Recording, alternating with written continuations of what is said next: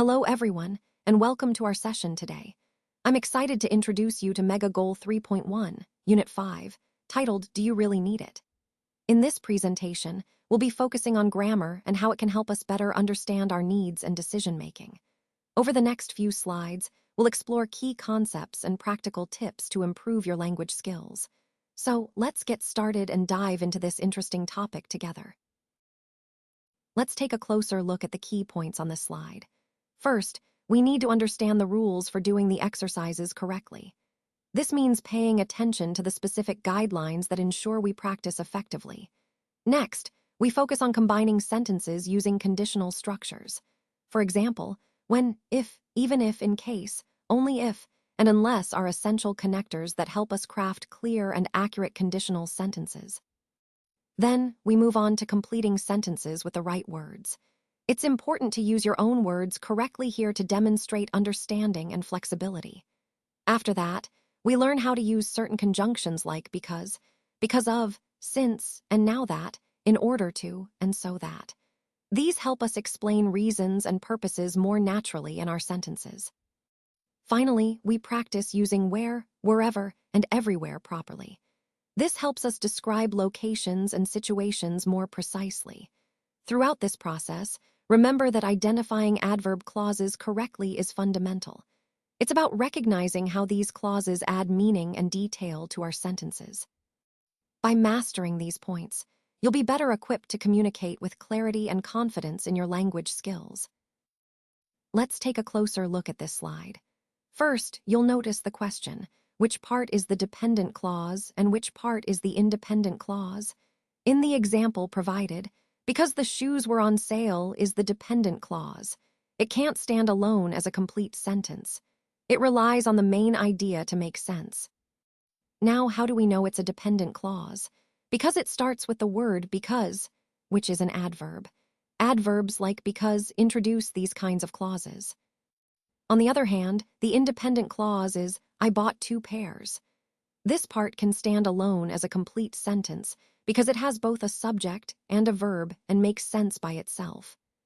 So, to summarize, an adverb clause, like the one starting with because, is a dependent clause because it needs an independent clause to complete its meaning. And always remember, an adverb clause is linked to an independent clause, adding extra information about why, when, where, or how something happens. This concept ties into our overall theme of understanding how different parts of sentences work together to form clear, complete ideas. In this slide, we're focusing on adverbs and how they function within clauses. Specifically, we're looking at dependent and independent clauses. Now, which is which? Well, a dependent clause can't stand alone as a complete sentence. It needs an independent clause to make sense. Here, we see an example of a dependent clause, which is an adverb clause. How can we tell? Because it begins with the word unless, which is an adverb. This word signals that the clause is providing additional information about the main idea, but it doesn't form a complete thought on its own. Remember, an independent clause, on the other hand, can stand alone as a complete sentence. For example, don't buy that dress. That's a complete sentence, an independent clause. Putting it all together, the sentence, don't buy that dress unless you really need it, contains both a main clause and a dependent adverb clause. The adverb clause, unless you really need it, explains the condition under which you shouldn't buy the dress. Let's look at another example to reinforce this concept. The key point here is recognizing the starting word, unless, and understanding its role in connecting clauses. This helps us identify whether the clause is dependent or independent, which is crucial for understanding sentence structure and meaning in writing and speaking. When an adverb clause begins the sentence, it's important to use a comma to separate it from the independent clause. This helps clarify the sentence structure and makes it easier to understand. For example, if you start with an adverb clause like, because I was tired, you should follow it with a comma before continuing with the main part of the sentence. However, if the adverb clause is at the end of the sentence, you do not need to use a comma. For instance, I went to bed early because I was tired doesn't require a comma before because I was tired. Understanding this rule is key because it helps improve the clarity and flow of your writing, especially in formal or professional contexts. It also ties into the overall theme of effective communication, showing how small grammatical details can make a big difference in how your message is received. Let's take a closer look at some keywords that help us express conditions, reasons, and purposes in our sentences, starting with place, condition, purpose, and reason. These are fundamental to connecting ideas clearly. Words like anywhere and wherever are used to talk about locations without being specific. They give us flexibility in describing where something can happen. Then we have where and unless. Where introduces a location clause, while unless sets a condition that must not happen for something else to occur. Moving on to only if and in case. Only if emphasizes a necessary condition, whereas in case is used to talk about preparing for a possibility. Next are even if and if. Even if introduces a contrast or an unlikely scenario, while if is the most common way to introduce a condition. Now let's look at so that and in order to. These are purpose words, helping us explain why something is done. They clarify the goal behind an action. Now that indicates a new situation or a fact that has just become true, influencing what we do next. Words like since, because of, and because are all about giving reasons. Since and because are common ways to explain why something happens, with because of often followed by a noun phrase. Finally, we have adverbs of, which reminds us that adverbs can modify verbs, adjectives, or other adverbs, and they often tell us about how, when, or where something happens.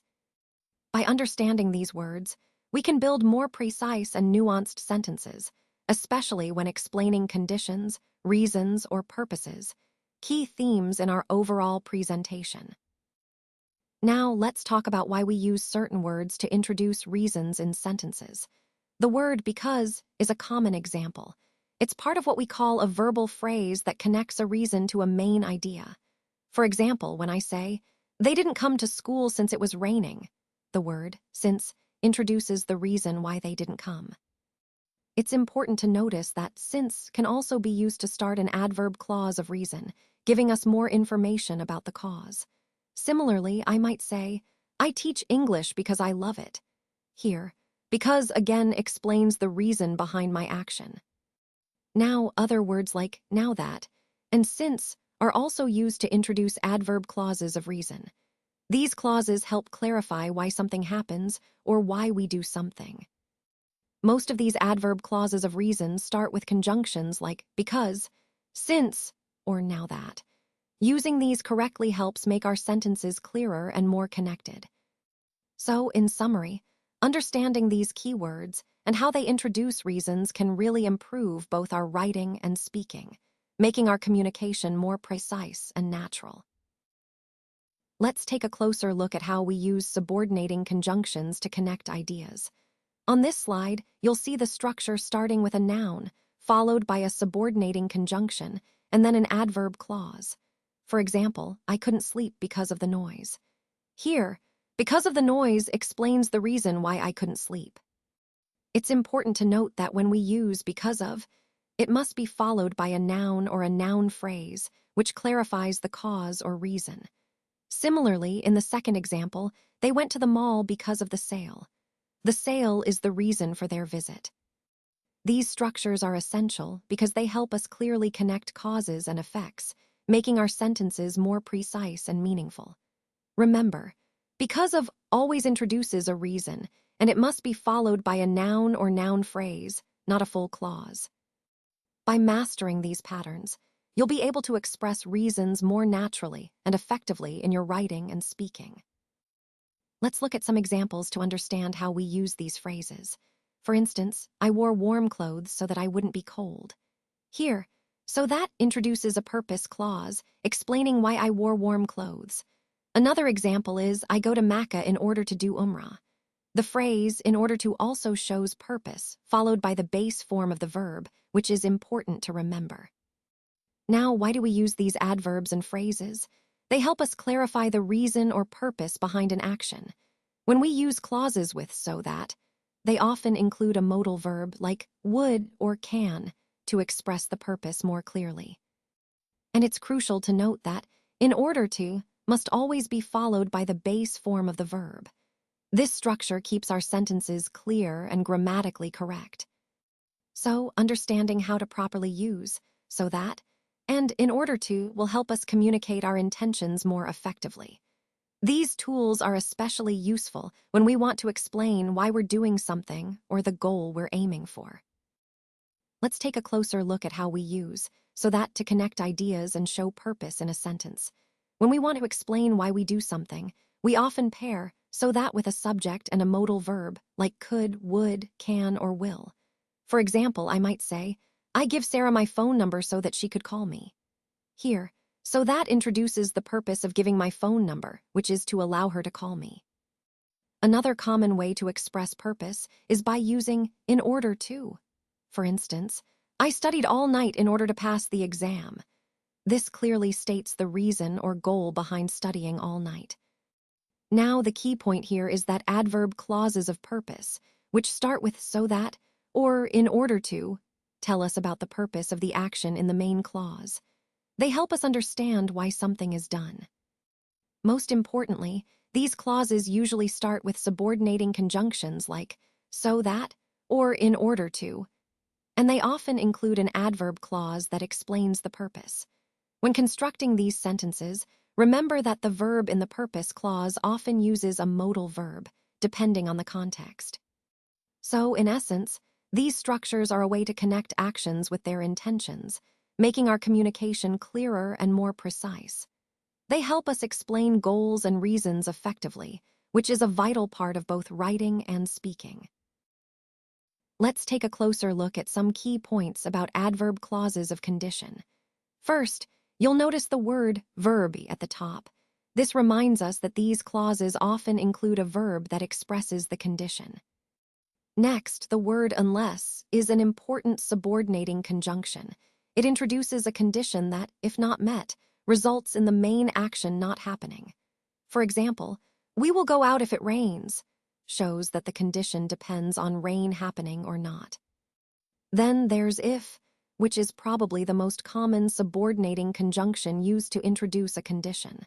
For example, my father promised to buy me a bike if I pass the test. Here, passing the test is the condition for getting the bike. Even if is a slightly stronger phrase. It emphasizes that the condition remains true regardless of other factors. When we look at the sentence structure, you'll see that the subject and the verb are part of the adverbial clause, which is introduced by these subordinating conjunctions. It's also worth noting that adverb clauses of condition often start with words like only if or in case, which specify the exact nature of the condition. Most importantly, these adverb clauses of condition help us clearly express the circumstances under which an action will happen or not happen, connecting to the broader theme of how we use language to specify conditions precisely. Now let's look at adverbs of condition, starting with even if. This phrase is used to show that the condition doesn't affect the result. For example, if I say, we're going to the picnic even if it rains, it means that rain won't change our plans. The event will happen regardless of the weather. On the other hand, we have if, which is used to show that the condition does affect the result. When we use if, we're indicating that the outcome depends on that condition. For instance, we won't go to the picnic if it rains. Here, the rain will prevent us from going. Also, remember that when using if in these sentences, it's best to use the present tense, even if we're talking about a future situation. So, we will stay inside if it rains is correct, even though it's about a future event. So, to sum up, even if emphasizes that the result stays the same no matter the condition, while if shows that the result depends on whether the condition is met. Both are useful tools for expressing different kinds of conditional ideas in English. Let's talk about the concept of where in sentences. When we use where, we're often talking about location or position. It can be used in different ways to give more detail about where something happens. For example, wherever is a word that means in any place or no matter where. In a sentence, you'll often see a structure like this: a verb followed by a subject, then a subordinating conjunction and an adverbial clause. For example, you can place it wherever you want. Here, wherever you want is an adverb clause that tells us about the location. Another example is, I am coming to meet you where we met last week. Notice how the adverb clause, where we met last week, adds specific information about the location. Now, adverb clauses of place are usually introduced by conjunctions like where, wherever, or anywhere. These clauses help us specify or generalize a location. For instance, anywhere or everywhere are also adverbial expressions that relate to place. So the key takeaway is that adverb clauses of place provide important context about location, and they often start with words like where or wherever. They're flexible and can be placed pretty much anywhere in a sentence, giving us a lot of options to describe positions or locations clearly and naturally. Let's take a closer look at some key elements here, starting with the letter A, which represents the initial step or concept we need to understand thoroughly. Moving on to B, we see how it builds upon that foundation, adding more depth. Then, E introduces an essential aspect that connects everything, emphasizing its importance in the bigger picture. Next, F highlights a critical factor or insight that can influence our approach. Following that, D ties everything together, ensuring that all these components work in harmony. Throughout this slide, the main idea is to recognize how these points interrelate and contribute to our overall goal. It's about understanding the sequence and the connections that make the process work effectively. Remember, each of these elements plays a vital role in achieving a comprehensive and successful outcome. Now let's look at some useful conjunctions and phrases that help us connect ideas clearly. First, we have because, since, and now that. These are great for giving reasons or explanations. For example, you might say, we need to adjust our strategy because the market is changing. They help make our reasoning clear and logical. Next, there's wherever. This word is used to show that something is true in any location or situation. It emphasizes inclusiveness or universality, like, wherever you go, remember to stay professional. Then we have because of, which is used to introduce the cause or reason behind something.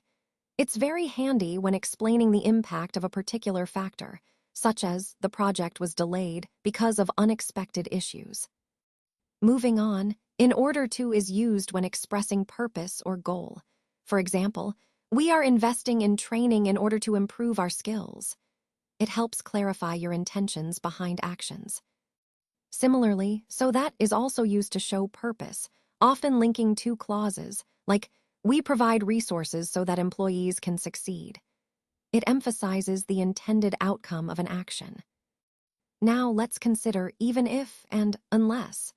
Even if introduces a hypothetical or unlikely condition, such as even if it rains, we will still hold the event. It shows resilience or determination despite obstacles. On the other hand, unless sets a condition that must be met for something to happen, like, you won't pass the test unless you study. It's a way to specify necessary conditions. All these connectors are essential for making our communication more coherent and persuasive. They help us articulate reasons, purposes, and conditions, which are critical for clear business and professional interactions. Remember, using them effectively will strengthen your arguments and improve your overall message. Since we have no idea how to get there, we're going to use a map to guide us. It's a simple but effective way to navigate unfamiliar territory. Now, with a new leader elected, we're starting to see some positive changes taking shape. Leadership can really make a difference in steering progress. Even if you get the flu shot, it's important to remember that you can still catch the flu. It reduces the risk but doesn't eliminate it entirely. She always takes her electronic dictionary with her wherever she goes, which shows how much she values having language resources on hand. If you want to attend a top university, having excellent grades is essential, as they often look for strong academic performance. I'd be happy to keep you company during the trip, unless you prefer to be alone. That's perfectly fine too. The game was canceled because of the rain, which was disappointing but necessary for safety. And finally, keep in touch so I can stay updated on how you're doing. It's a good way to maintain our connection no matter where we are. These points highlight important aspects of planning, leadership, health precautions, and staying connected, all of which tie back to the overall theme of navigating challenges and opportunities effectively. All right, let's wrap things up with some homework to reinforce what we've learned today. On your workbook, you'll find exercise D on page 270. I encourage you to go through it carefully, as it's a great way to practice and solidify your understanding of the key concepts we've discussed. Remember, consistent practice is essential for mastery, so take your time and review your answers thoroughly. This exercise ties back to our overall theme of applying theoretical knowledge in practical ways, so use it as an opportunity to connect the dots. Thank you all for your engagement today, and I look forward to seeing your progress through these exercises.